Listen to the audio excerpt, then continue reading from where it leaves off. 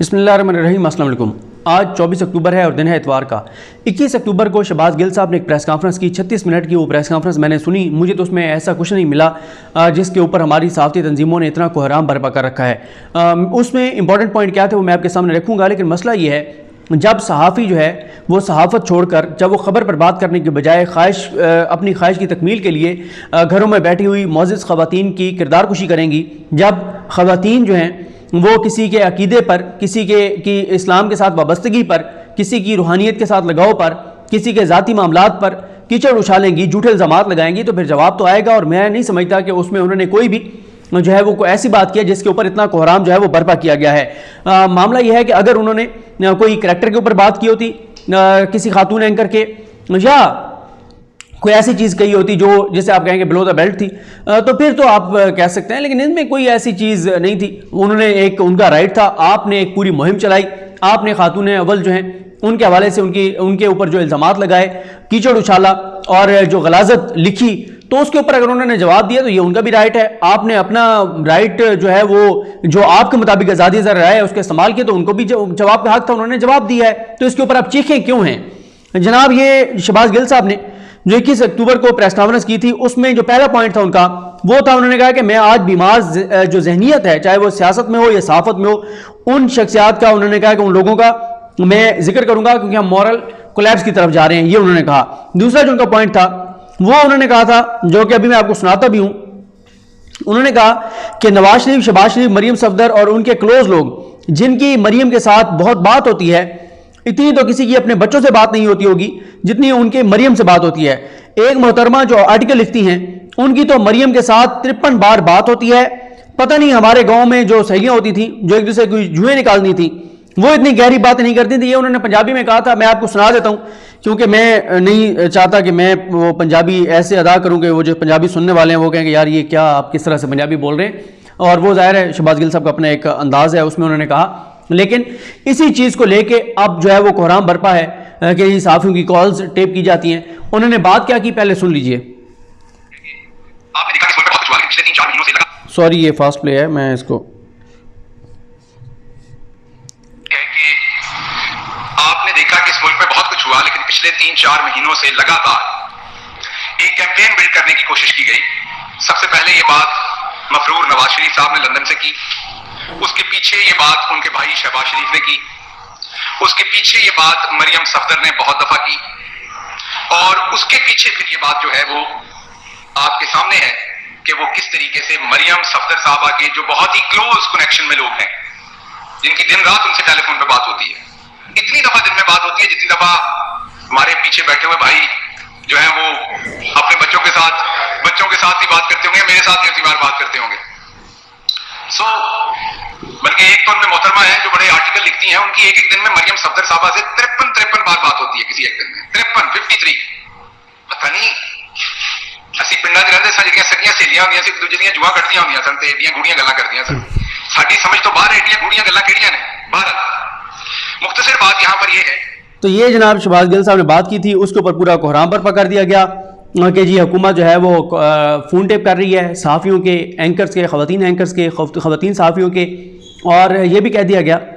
کہ اچھا اس میں 2-3 چیزیں ہو سکتی ہیں۔ ایک تو یہ وجہ ہو سکتی ہے کہ شہباز گل صاحب جیسے ویسے ہم کوئی فگر دے دیتے ہیں، ویسے ہی ذرا ایک ہم جملے میں استعمال کر دیتے ہیں کہ یار فلاں نے مجھے فلاں نے 75 بار یہ بات کی ہے، فلاں جو ہے نا وہ یہ، مطلب اس طرح سے ہم کہہ دیتے ہیں۔ تو یہ ہو سکتا ہے انہوں نے اس میں کہا ہو، اس میں انہوں نے کہیں بھی نہیں کہا کہ ان کے پاس کوئی کال ریکارڈ ہے یا انہوں نے کوئی ٹیپ کروایا، یا دوسری ایک اور وجہ بھی ہو سکتی ہے۔ ہمارے ہاں اسلام آباد میں خاص طور پہ میں نے دیکھا ہے، باقی شہروں میں بھی ہوتا ہوگا، کہ جیسے میں ہوں ایک بیکورڈ علاقے سے آئے ہوں، ہمارے لیے بڑی بات ہوتی ہے اگر کسی بڑے بندے کا ہمیں فون آ جائے، کسی بڑی شخصیت کا فون آ جائے، کسی بڑی شخصیت کا واٹس ایپ آ جائے، تو پھر ظاہر ہے ہم بتاتے ہیں آگے مجھے فلاں کا فون آیا تھا، فلاں نے مجھے میسج کیا ہے۔ اور کچھ خواتین اینکرز ہیں اسلام آباد میں، سب کو پتہ ہے کہ کون سی وہ خواتین اینکرز ہیں جن کا میں آج نہیں، جو شروع سے میری ویڈیوز دیکھ رہے ہیں، میں کئی بار اپنی ویڈیوز میں ذکر کر چکا ہوں کہ وہ جو ہے یوں میسج دکھاتی ہیں،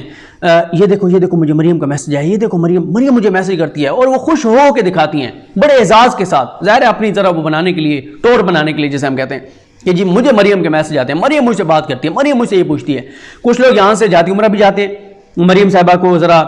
شروع میں ذرا بتانے کے لیے کہ میڈیا میں کیسے آپ نے آگے مطلب آپ کو کوریج مل سکتی ہے, کیا کیا چیزیں ہو سکتی ہیں, ان کو ذرا بتانے کے لیے, سمجھانے کے لیے, ان کی مدد کے لیے. تو یہ ساری چیزیں ہیں, اور وہ نون لوگ ہیں, کوئی ڈھکے چھپے نہیں ہیں. تو کہیں پہ انہوں نے نام نہیں لیا. اور یہ بھی میں آپ کو بتا دوں کہ ہمارے کئی صحافی جو ہیں ان کو جب بلایا جاتا ہے بڑی جگہوں پہ, اور خاص طور پہ جب یہ مریم صاحبہ اور نواز شریف صاحب کھانوں پہ بلاتے تھے,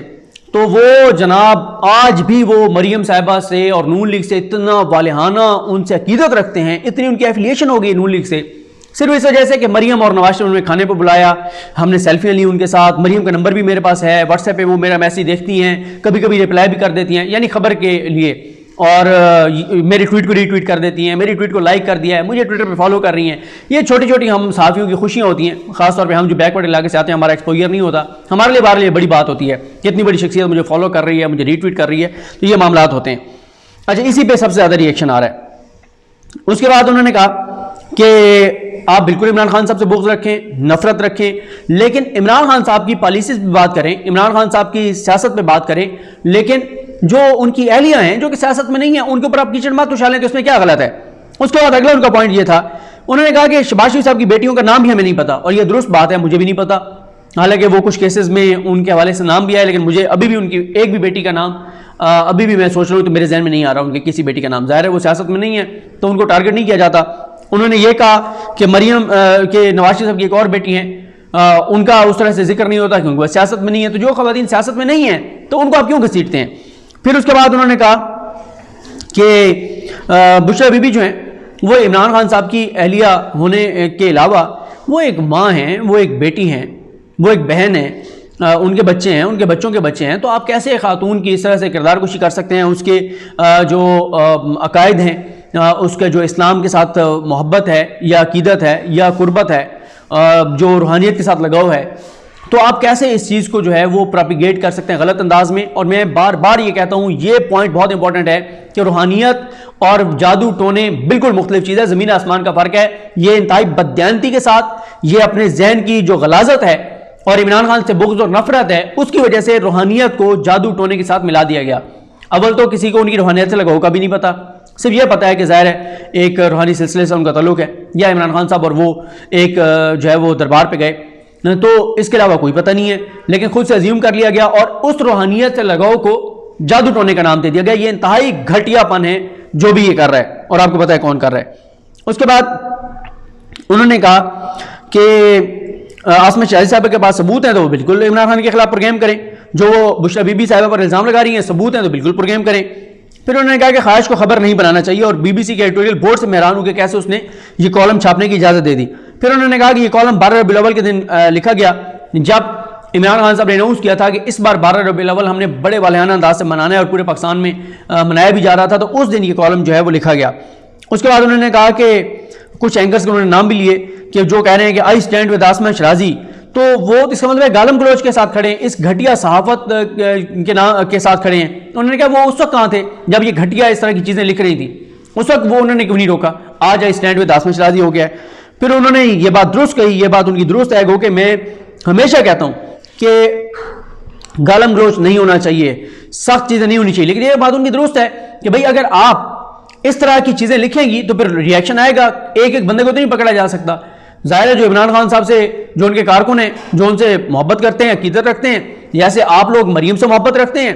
نواز شریف سے محبت رکھتے ہیں, آپ لوگ اپنے ذاتی مفاد کے لیے محبت رکھتے ہیں نا نواز شریف سے. کسی کو جہاز کے ٹکٹ ملتے تھے, جہاز پہ چکر لگوائے جاتے تھے, باہر شاپنگ کروائی جاتی تھی, رشتہ داروں کو بھرتیاں ملتی تھیں, اور بہت سارے مفادات ہوتے تھے آپ کے, یا سب سے بڑا تو آپ کے لیے ہوتا ہے کہ مریم سے بات ہو جاتی ہے, واٹس ایپ میسیج آ جاتے ہیں آپ لوگوں کے لیے. لیکن بہت سارے لوگ ہیں جو یہ سمجھتے ہیں کہ بھائی ہمارے بچوں کے مستقبل کے لیے عمران خان بہتر ہے. یہ ان کی رائے ہے, آپ ان کی رائے سے خلاف کر سکتے ہیں. وہ عمران خان کو